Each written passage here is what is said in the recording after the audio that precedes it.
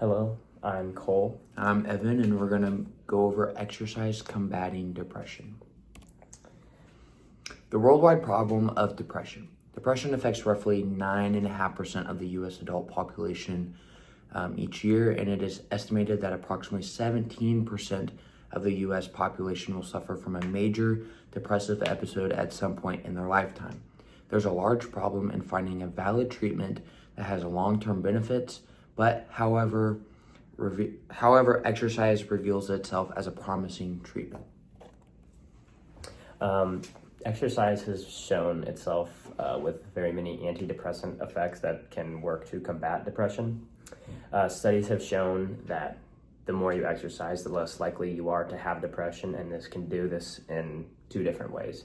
It can decrease the symptoms if you've already been diagnosed with depression, and it can decrease the likelihood of developing it, so it can be used as a preventative measure. 40 to 50% of people with depression respond positively to exercise, which is a very large number considering how common depression is, but it also shows that half of the population might not respond to exercise. Effects of exercise as a treatment are comparable to psychotherapy, which is just talking through your depression, and pharmacotherapy, which is taking prescription medications for depression, and these effects are comparable for those with low to mild depression. Possible theories to antidepressive effects. Depression is associated with chronic inflammation, and regular exercise reduce inflammation. Depression is also associated with lower levels of chemicals called BDNF, which helps the brain grow and remodel regular exercises, increasing BDNF.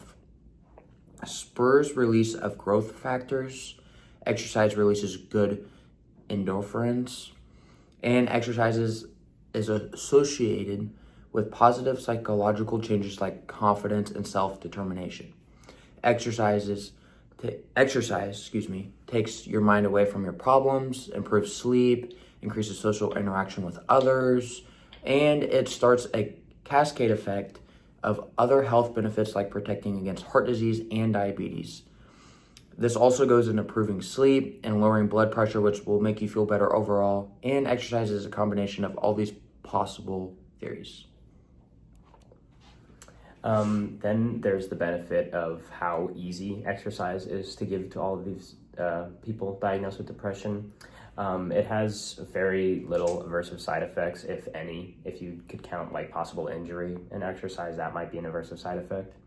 However, antidepressant medications, which is a different and more common use to treat depression, has many aversive side effects going into changing biological hormones and can weight, overall mood.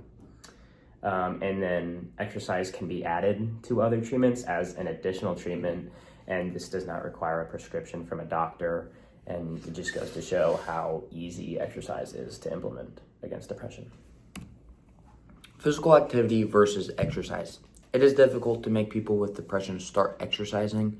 Reduced motivation, disturbed sleep, reduced energy, appetite change, body aches, and increased pain and precipitation. Holy cow.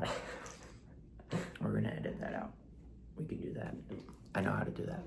Many argue that it is not vigorous exercise that has the antidepressant effect, but simple physical activities. This enables many more people to be able to get these effects, as this is much easier to get depressed people to do. There's evidence pointing out that frequency is a better predictor than of efficacy than duration or intensity. And then there's the question of how much exercise you should do. So one quote that I pulled from an article, for most healthy adults, the U.S. Department of Health and Human Services exercise guidelines recommend at least 150 minutes of moderate aerobic activity a week, or get at least 75 minutes of vigorous aerobic activity a week. You also can get an equal mix of the two types. Overall, the more exercise, the better the antidepressive effects will be. However, even a little bit a day can have benefits. So like 10 to 15 minutes a day of not very vigorous, but just decently physically active activity can have these antidepressive effects. So now we're just going to kind of cover our personal stories from this. Going into my senior year of high school, I would have considered myself overweight and I was depressed.